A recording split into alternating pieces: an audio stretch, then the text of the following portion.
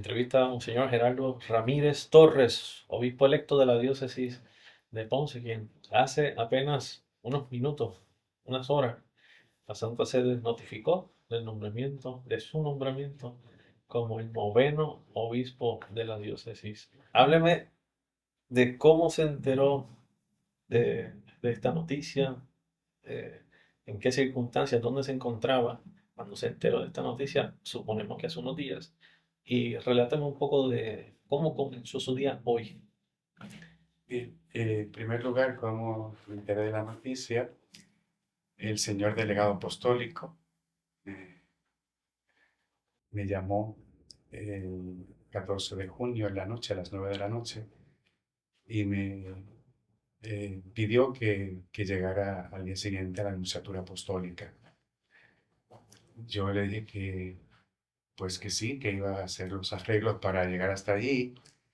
Evidentemente tuve que hacer pues cambios en la agenda que tenía y, y decir que iba a dar un retiro a un sacerdote, porque no podía contarle a nadie. Llegué entonces a la Anunciatura el lunes a media tarde, y, y entonces tuve el encuentro con el señor delegado apostólico, donde me informó que el Papa León me había nombrado como el noveno obispo de la diócesis de Ponce. ¿Cómo reaccionó? Pues evidentemente con una inmensa alegría, pero con una sorpresa aún mayor, porque la verdad que lejos de mí pensar que en algún momento pudiera ser nombrado obispo, pero pues me preguntó si aceptaba y contesté afirmativamente.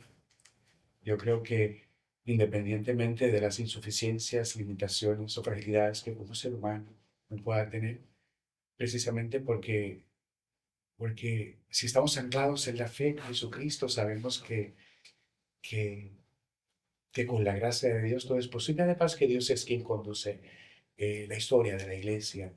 Eh, yo siempre recordaba cuando inicié la pastoral penitenciaria en el 2007, en una reunión con Monseñor Rubén Antonio González, el obispo emérito en este momento de la diócesis de Ponce. En uno de esos encuentros en Caguas nos dijo: Dios llama a los incapacitados y los capacita en el camino. Y precisamente recordé esas palabras. Además que estaba, pues de alguna manera, eh, dejando dejándome guiar por lo que providencialmente el Señor me pedía. Y si algo he tenido como un principio en mi ministerio sacerdotal, que llevo ya 34 años y medio, casi 35, es que cuando la iglesia me pide algo o me solicita un servicio, siempre he dicho que sí. No importa en qué parroquia esté, yo no pienso si estoy contento, si no estoy, si estoy menos contento. Si la iglesia me pide, ¿te mueves hoy? Me muevo ese día. Hasta el día de hoy, por la gracia de Dios y únicamente por la gracia de Dios, he respondido afirmativamente a todos los servicios eclesiales que la iglesia me ha encomendado, me ha solicitado. ¿A qué hora se levantó hoy? Cuéntenos cómo ha transcurrido su mañana. Pues la verdad es que los días precedentes no, la verdad es que no he dormido bien, pero si algún día me ha costado conciliar el sueño, es precisamente hoy. Me acosté cerca de las 11:30, después de haber rezado pues un tiempo generoso a los pies de Jesús, Eucaristía en el Sagrario, y ya a las 2 de la mañana estaba despierto. Pues nada, lo que hice fue que me levanté, tomé café, recé, intenté volver a dormir, pero como no pude, pues me levanté, volví a rezar, y entonces pues ya comencé entonces la jornada haciendo las cosas y haciendo los preparativos para este día. Inolvidable en mi vida. Y un acontecimiento histórico en la diócesis de Ponce. Llegó aquí al obispado. ¿Qué fue lo primero que hizo? Pues lo primero que hice en la mañana fue levantarme a rezar, como todos los días. Después estaba esperando que la oficina de prensa de la Santa Sede hiciera público el nombramiento. Y deseaba que fueran mis hermanos o mi familia los que, por lo menos de mí, pues manejaran esa información. Y me fui a casa de mi hermana, esperé en el estacionamiento hasta las 6:05, con el teléfono en mano. Y una vez que ya pues la noticia era pública, pues entonces fui y la desperté y entonces le dije, mira, nombraron al nuevo obispo de la diócesis de Ponce. Y me dice, ¿de verdad? ¿Y a quién nombraron? Y yo le dije, pues al hijo de Andrés y de Edma. Y ella abrió los ojos y le dije, pues a mí. Y nada, comenzó a llorar. Y fue hermoso, fue un encuentro hermoso. Después llamé a otros hermanos, otros llegaron allí, otros por teléfono. Algunos salían para Estados Unidos hoy. Eh, Llegó aquí al obispado y saludó al personal. Sí, ya cuando venía camino al obispado dije, no voy a entrar inmediatamente a las oficinas. Mi primer saludo es para la persona que cocina, para la persona que lava la ropa y limpia la casa y para los empleados de mantenimiento. Y así lo hice. Me parece que es un detalle. Yo decía, pues yo nací en el centro de la isla, nací en el centro de la isla y de ahí pues esa realidad de estar con todos, pues, pues es para mí importantísimo. Precisamente me menciona el dato. Ustedes del campo, 100% jíbaro y 100% de la diócesis de Ponce. Háblenos de cómo nace y crece su historia de fe desde una familia de 13 hermanos, desde las comunidades rurales y las montañas entre Villalba y Orocovis. ¿Cómo comienza esta historia? Bueno, pues en primer lugar, mi vocación, yo pienso que surge, el momento de inquietud vocacional fue a los 5 años. Y es precisamente por eso, porque mi desarrollo se da, mi vocación se gesta en el seno de una familia eminentemente cristiana. Mi papá y mi mamá, hombres de fe, que rezaban el rosario 4 veces al día, que eran ministros de la comunión, catequistas, que estaban siempre acompañando a los sacerdotes. Pues precisamente en ese entorno del campo donde se vive una fe, pues una fe pura, una fe intensa, donde se expresa lo que es la confianza a la divina providencia, pues desde ahí, en ese entorno de una familia de muchos hermanos y efectivamente 13 hijos, éramos 15, los 15 íbamos todos los domingos, o sea, eso era ineludible para alguno de nosotros. Primero porque deseábamos ir, pero mi papá decía todos a misa. Y evidentemente en la capilla, pues casi la mitad de la capilla era de mi familia. Pero siempre fue en mi casa, se hacía el rosario todos los días a las 7 de la noche para los 15.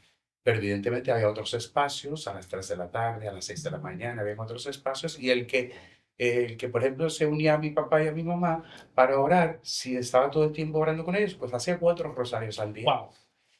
Y mis padres eran personas, más que personas de fe, eran dos santos. Para mí han sido figuras modélicas en la fe, en la vida cristiana. Algo extraordinario, fuera de serie. Abro una cita. Hubo dos medios que Dios utilizó para entrar al ministerio. Una familia piadosa y el ejemplo y entrega de los sacerdotes y hermanos maristas. Sí, marianistas. Marianistas, sí. Esa frase usted la pronunció en su 25 aniversario. Ah, qué bien. ¿Qué, Entonces qué, recuerda, sí. qué nos puede decir de ese ejemplo? ¿Qué nos puede decir de esa familia y de esos hermanos? Sí, bueno, pues cuando hablo de la familia me refiero concretamente a mis hermanos y a mis padres, porque mis padres veían figuras modélicas de la vida cristiana. Y el entorno, el ambiente siempre era, mi papá nos daba catequesis después del rosario, o sea, era algo que estaba bien estructurado. Mi papá de profesión era maestro, pero además pues daba catequesis, daba rollos en la casa de cursillo, era un hombre muy preparado. De hecho, mi padre, un laico que ya en los años 70 básicamente conocía al dedillo la Rerum Novarum, la Mater et Magistra de Juan 23 y la Rerum Novarum de León 13. Mi papá la manejaba como si fuese una cosa, porque era realmente un autodidacta. Pues en ese entorno crecí. Luego, pues el testimonio de los marianistas. Hoy día, en la parroquia Nuestra Señora de la Divina Providencia, entre Villalba y Orocovis, que está la Ortiga, donde yo nací, donde mi cuna realmente es ahí, eh, comprende también Batrullas, Bauta, Durita, Damián, El Frío, a la de la Piedra. Pues todo ese entorno, hasta el 2005 estuvieron los sacerdotes marianistas. Hoy día esa parroquia es diocesana, pero desde el año más o menos 57 estuvieron los marianistas, que hoy día la única comunidad de marianistas que queda está ubicada en Río Piedras, en el Colegio San José, como muchos conocen. Pues los marianistas que el Señor regaló a aquella comunidad por décadas eran hombres sencillos, misioneros de una profunda oración, de un celo apostólico inestimable. Los marianistas era aquel que hacía presente a Jesucristo, pero con una entrega total, haciendo presente el amor. Sobre todo, se preocuparon mucho por la fe de aquellas comunidades, y no solo por la fe. En esa época de los años 65, 70, 75, básicamente la asistencia social la hacían los marianistas con, evidentemente, personal del Colegio San José de Río Piedras, pero estaban atentos no solo a las necesidades espirituales, sino materiales de aquella comunidad. Entonces celebraba la Eucaristía con devoción. Y yo recuerdo que a los 5 años yo veía a un sacerdote marianista celebrando la Eucaristía con esa devoción y predicaba con esa pasión la importancia de amar a Jesucristo, y decía, yo quiero ser como Él. A los 5 años, todavía no había hecho la primera comunión, cuando ya sentía que quería ser sacerdote porque me llamaba la atención. Y realmente para mí fue una verdadera escuela, un don de Dios, una gracia del cielo, el poder desarrollarme en esa espiritualidad mariana, porque nuestra vida es cristocéntrica, ciertamente, pero el poder tener un amor particular a la Santísima Virgen María, una devoción a la Virgen María, es algo que, bueno, yo doy testimonio a lo largo de toda mi vida que es verdad. Uno la invoca y ella intercede, y eso no falla. O sea, es que es así. El Papa León buscó que su primer obispo para Puerto Rico fuera del campo y un hijo de la diócesis. Usted se convierte en el primer obispo puertorriqueño designado por el Papa León XIV y el primer sacerdote nacido, criado y formado íntegramente en la diócesis de Ponce. ¿Cuál es su reflexión ante esta providencia que toma forma el día de hoy? Pues en primer lugar es una gracia, es una dicha, es un don del cielo, es un don inmerecido, ciertamente, pero no cabe duda que a la misma vez para mí es un reto, un desafío, porque la Iglesia pone sobre mis hombros y sobre mis manos la responsabilidad de guiar al pueblo de Dios. ¿Y el pueblo de Dios a qué? Pues al encuentro con Jesucristo, a que amen a Jesucristo, a que vivan en Jesucristo, a que se den sorprender por Jesucristo, y sobre todo hoy por hoy, donde todos los medios de comunicación enfatizan y hablan tanto, me parece que lo esencial, lo fundamental y vital en muchas ocasiones se pasa por alto, y es el anuncio del reino y el cielo. Si al fin y al cabo esta vida se termina, al fin y al cabo esta vida se termina, ¿qué es lo que importa? Pues vivir en Cristo para un día gozar de la promesa que Él nos hace, la dicha y la recompensa en el cielo, porque al fin y al cabo, ¿con qué nos quedamos? Decía San Juan Crisóstomo, no temo a la pobreza, no deseo la riqueza. Y decía él, porque al fin y al cabo, ¿qué nos llevaremos? Solamente deseo estar con Cristo y vivir en Cristo para permanecer eternamente en Cristo. Y el ser humano que está constantemente con tantos anhelos, deseos, añora tantas cosas y se olvida que la verdadera felicidad la da solo Jesucristo.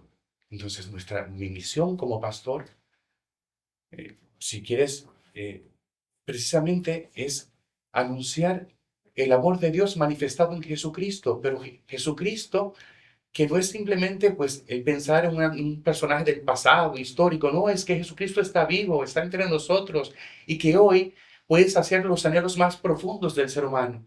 es pensar en Jesucristo que puede reconstruir la vida de un matrimonio que se siente deshecho, frustrado, que piensa que todo como que está perdido. Pues no, Jesucristo puede infundir una nueva vida, un nuevo espíritu, un nuevo aliento a ese matrimonio para que puedan revivir la frescura de ese primer amor, de esa primera ilusión. Y eso no lo hace simplemente un deseo humano, eso no lo hace pues el hecho de decir, pues vamos a utilizar esta metodología. No, Jesucristo dice, yo he venido para que tengan vida y vida en abundancia. Asimismo, con todas las realidades que experimentamos en nuestra sociedad. Alguien que se siente vacío, herido, deshecho, triste, sin esperanza, que ha perdido el sentido de la vida, ¿cómo esa persona puede resucitar espiritualmente? Pues Jesucristo tiene el poder de infundir en esa persona que piensa que está como muerta en el espíritu. Jesucristo tiene el poder de levantarlo. Entonces, como pastor de esta comunidad, yo tengo bien claro que lo esencial y fundamental del mensaje siempre va a ser Jesucristo. Jesucristo el centro, Jesucristo nuestra vida, Jesucristo nuestra esperanza, Jesucristo el que lo da todo, como decía el Papa Benedicto XVI, lo da todo y no quita nada. Entonces, desde Jesucristo, entonces podemos enfrentar todos los desafíos y retos, porque a veces la gente piensa, necesito dinero, necesito salud, necesito que me comprendan, que me quieran, que me estimen, que me valoren, que me atiendan, que me tomen en cuenta, que no me echen a un lado. Pues no necesitamos eso. Necesitamos a Jesucristo. No dice a Santa Teresa, solo Dios basta. Pues si algo yo quiero es infundir, impulsar, promover a la persona de Jesucristo, sin olvidar, porque la misión de la iglesia, ¿cuál es? Evangelizar. Y en el evangelio, ¿qué? Pues anunciar el amor de Dios en Jesucristo, que nos perdona los pecados, que ha dado la vida por nosotros, que nos quiere felices y que nos abre las puertas del cielo. Bondad, justicia y verdad. Y fijos los ojos en Jesús. Dos lemas episcopales Dos de predecesores. sus predecesores. Estos lemas episcopales han definido a Monseñor Lázaro y a Padre Obispo Rubén. ¿Cuál es su lema episcopal? Si puedo hablar de esto. Sí, cómo no, pues el lema episcopal lo he tomado del Evangelio de los discípulos de Maús. Y la frase es, quédate con nosotros, Señor. Para mí el Evangelio por los discípulos de Maús es maravilloso porque veo muchas claves en ese Evangelio. Cómo la vida del cristiano, el cristiano puede encontrar en ese Evangelio lo que necesita para crecer espiritualmente. En primer lugar, la palabra. Cristo explica las Escrituras y empieza a arder el corazón de los discípulos. Eso necesitamos. Segundo, la fracción del pan. ¿Lo reconocieron? Al partir el pan. La fracción del pan, la Eucaristía, que es lo más importante, o sea, la palabra, la Eucaristía. Y luego, ya al final, la comunidad. Son tres claves. La palabra, la Eucaristía y la comunidad. Y entonces, volvemos un poco a lo que te decía. ¿Qué necesitamos? Pues que el Señor se quede con nosotros, que experimentemos su presencia. Cristo dijo, sin mí nada pueden hacer. Pues necesitamos a Jesucristo y pedimos que Él se quede con nosotros. En relación a los demás episcopales de mis predecesores, pues tengo que decir, el episcopado de Monseñor Lázaro estuvo marcado precisamente por la bondad y la misericordia. A lo largo de todo su ministerio episcopal, eh, Monseñor Lázaro, cuando visitaba las capillas, las comunidades, no solo hablaba de la misericordia, sino que proyectaba, hacía palpable y casi tangible la bondad de Dios. Y se caracterizó por ser un obispo un obispo bueno, entregado. Y Padre Obispo En- Rubén, que ha en- sido su maestro. entonces, el padre obispo Rubén, ya, entonces él, como cada obispo tiene, ¿verdad? Su forma de ser, pues padre obispo Rubén ha enriquecido maravillosamente la diócesis de Ponce en estos 10 años y medio, básicamente. Y tú dirás, ¿pero en qué cosas concretas? Pues a mí me parece que una de las cosas que son maravillosas es la participación activa de los fieles. No es que los fieles no participan, pero a nivel diocesano, con el EDAM, con la multisectorial, el que fieles, laicos comprometidos, básicamente de todas las parroquias, pueden integrarse a un grupo diocesano para gestar lo que es las líneas de orientación para la pastoral, para los tiempos litúrgicos. Eso es algo maravilloso. Padre Obispo Rubén ha dado mucha participación a los laicos. Y luego, a mí me parece que durante estos años eh, presenta una nueva visión en el sentido de que siempre hemos sabido que la Iglesia de suyo por naturaleza es misionera, pero el obispo Padre Rubén ha dado un enfoque y un matiz particular en el ardor misionero, en el anunciar el Evangelio. Obviamente porque es la fuente de donde la ha bebido, eres un misionero claretiano. Pues en esta diócesis, durante este tiempo, yo entiendo que los fieles tienen una mayor conciencia de su misión profética que emana y emerge desde el bautismo, desde la vocación del bautismo, llamados a evangelizar, a anunciar a Jesucristo. Y entonces eso es algo que ha marcado mucho la diferencia. Me parece que los aportes de Padre Rubén son extraordinarios. Por ejemplo, en el caso, por ejemplo, del seminario, que esto es algo maravilloso, el proceso formativo, por lo menos a los seminaristas de Ponce, el dar después del segundo año de teología, dar un espacio para un año de pastoral. Me parece que eso ha sido muy acertado. Aunque algunos dicen, ¿por qué se va a interrumpir? Eso es muy acertado porque eso ayuda a la formación, que los mismos seminaristas desde los primeros años tengan experiencias de misión en otros países, en comunidades. Me parece eso fantástico. Y sobre todo, pues no tengo que decir también su forma de ser, su carácter, la alegría que manifiesta en la liturgia, siempre quiere una liturgia viva, siempre quiere ser la participativa. Y eso es algo que también marca su estilo y su forma de ser como obispo de esta diócesis. Monseñor, ¿cómo están las cucharas hoy? Usted ha sido coordinador de la pastoral penitenciaria de la diócesis de Ponce por muchos años. ¿Cómo caminar con el rostro sufriente de Jesucristo encarcelado ha marcado su vida ministerial?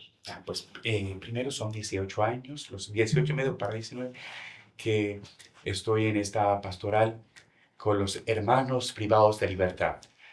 Eh,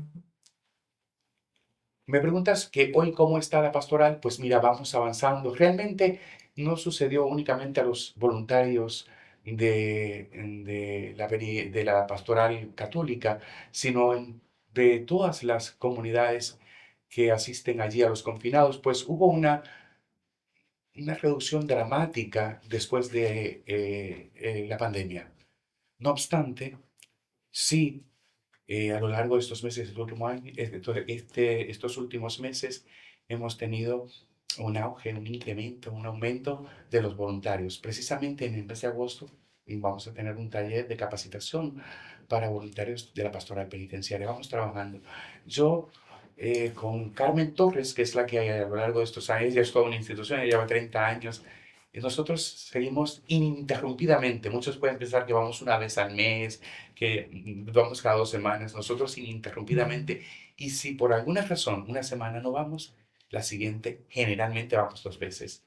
Sí, pero la noticia de que usted lo nombraron obispo habrá llegado ya a las cucharas. Sí, yo creo que los hermanos confinados tienen que haber recibido esa noticia con una inmensa alegría. De hecho, algunos de ellos por la televisión siguen a Teleoro, las misas de Católica Radio, y, y alguno en alguna ocasión me dijo, pues ojalá y usted sea alguna vez el obispo para que venga con nosotros acá. Y yo le decía, no, pues no crean, no, no. Lo importante es que yo esté con ustedes. Pero ellos sí, hay muchos que sí conocen la fe, sí conocen todo lo que es de iglesia y sí se van formando.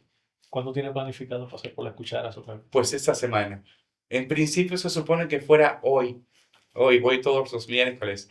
Evidentemente voy a posponerlo para jueves o viernes. Pero esta semana, ya más tarde el martes de la que viene, allí estaré con ellos. Como siempre, como siempre. Finalmente, que sé que el día pues trae sus afanes, quisiera que enviara un mensaje precisamente a la gente de la Ortiga, de Cacao Hacienda, de Cacao Alturita, Damián Abajo, El Frío, Ala de la Piedra, Matrullas, Pozas, Bautá Abajo, Los Campos, a las barriadas, a las comunidades costeras, a los pueblos y a la ciudad señorial de la diócesis de Ponce que hoy espera con ánimo, con alegría este mensaje. Bien, pues lo primero que quiero decirles a los hermanos de mis comunidades, porque fue mi parroquia durante 9 años y medio también, es que debemos primero bendecir y dar gracias a Dios, porque sin merecerlo, Dios, porque ha sido Dios el que puso su mirada en esa comunidad, el que puso su mirada en un hijo de esa comunidad. Que demos gracias a Dios, porque Dios elige siempre al pequeño, al que tal vez no tiene grandes capacidades o le faltan muchas cosas, pero es precisamente porque Dios desea que se vea, que se palpe, que la obra la realiza Él, Él. Y esas comunidades, les digo, porque lo primero es una petición, que oren por mí, que recen mucho por mí, que me consta que esas comunidades siempre han orado por mí, sobre todo la de la Ortiga, que es la comunidad donde nací, pues que sigan orando por mí y que amen mucho a Jesucristo, que vivan en Jesucristo, que se centren en Jesucristo, que no pierdan la esperanza. Un día sin esperanza es triste y gris. Una vida sin esperanza es una antesala a la muerte. Sin esperanza no podemos vivir. La esperanza es hija de la gracia. La esperanza nos da la oportunidad de comenzar de nuevo. Los fracasos no la desarman. Una mano fuerte la sostiene. Un aliento divino la impulsa. Y por eso mi mensaje para ellos es que no importa qué situación estén viviendo en este momento, el sufrimiento por la dificultad en el matrimonio, el sufrimiento por la realidad de un hijo, el sufrimiento incluso por alguna situación económica, pues que confíen en Dios, que esperen en el Señor, como aquel salmo que dice, esperen en el Señor, sé valiente, ten ánimo, esperen en el Señor. Que recuerden el salmo que dice, con Él a mi derecha, tengo siempre presente al Señor, con Él a mi derecha no vacilaré. Si algo quiero decirles es que centren su vida en Jesucristo. Eso de que dice el salmo, tengo siempre presente al Señor, que no dejen jamás de centrar su vida y su corazón en Jesucristo. Y que vale la pena ser cristiano. Porque sí hay retos, hay desafíos. Tenemos que cargar la cruz. Pero el destino de un cristiano no es el sufrimiento, no es el dolor. El destino de un cristiano es la vida, es la resurrección. Y por eso es que les animo hoy más que nunca que piensen en el cielo, porque vale la pena ser cristiano y vale la pena entregar la vida por Jesucristo. Y ciertamente, yo quiero decirles, llega nuestra vida a la cruz. Y nuestra vida se desarrolla en dos montes, el Tabor y el Calvario. Porque no todo es Calvario. No, Dios da momentos de bendición, de gracia, pero que son el Tabor. Pero después nos pasa el Calvario. Y otras veces, después de un sufrimiento grande, Dios nos da una experiencia de Tabor. Y estamos entre el Tabor y el Calvario. Y aunque son más los Calvarios, la verdad es que un Tabor a veces es suficiente para seguir adelante. Por eso, querida comunidad de la parroquia Nuestra Señora de la Divina Providencia, ánimo, recen por su obispo, oren por su obispo. Y no dejo de decirles que les amo, les quiero. Y desde aquí les imparto mi bendición. Muy pronto nos veremos. Después de la ordenación episcopal, la próxima celebración, lo que tengo pensado es que al día siguiente será en catedral, pues la siguiente semana, cerca del 23 de agosto, si Dios lo permite y Dios así lo quiere, estaré en mi comunidad donde yo nací, presidiendo la Eucaristía de Acción de Gracias. A ti te doy la primicia porque no había dicho eso. Hay fecha para la ordenación episcopal. Sí, la ordenación episcopal es el sábado 15 de agosto. Todavía estamos haciendo gestiones para ver el lugar, pero la fecha de ordenación Es el 15 de agosto y voy a recibir la ordenación de manos de Monseñor Pier Giorgio Bertoldi, el delegado apostólico, es el que va a presidir la liturgia de ordenación episcopal. Si se puede despedir de esta entrevista con la bendición a todos los que... Pues a todos los que nos acompañen, a las familias, a los ancianos, a los jóvenes, a los niños, especialmente a los enfermos. Y ojalá que llegue esto a los hermanos confinados. A todos ustedes, pueblo de Dios, les bendiga el buen Dios, Todopoderoso Padre, Hijo y Espíritu Santo, descienda sobre ustedes y les acompañe siempre, siempre.